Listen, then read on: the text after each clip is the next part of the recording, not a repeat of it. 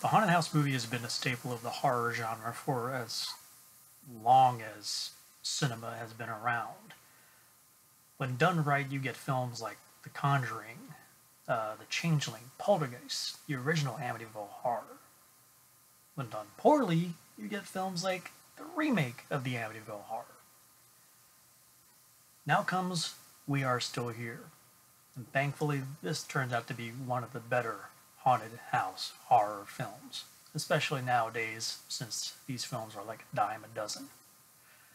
Written and directed by Ted Geoghegan, this film has much in common with some of the classic horror films, and even to modern horror films like House of the Devil, where the scares are measured, and it doesn't play its hand until it's ready to cut loose in the final act.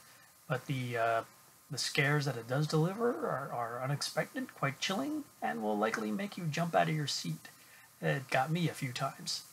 The film is about a husband and wife who moved to a new home, or moved back to a home in New England, and basically are trying to pick up the pieces after the unexpected death of their son in a car accident.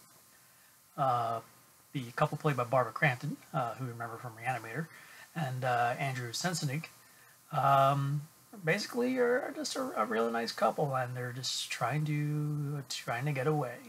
And when they arrive at their new home, it turns out there might be something going on in their house, that it might be occupied by spirits.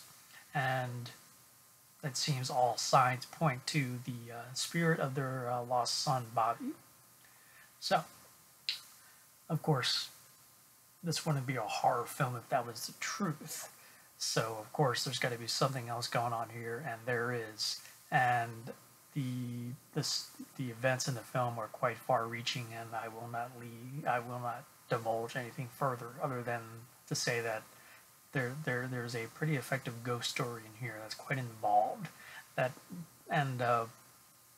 leads to a pretty insane third act that I rather quite enjoyed. One of the main things I really liked about the film is that most traditional haunted house films usually take place at night in the dark, but predominantly this takes place during the day, and it's in the snow, so obviously it's going to be bright and light out.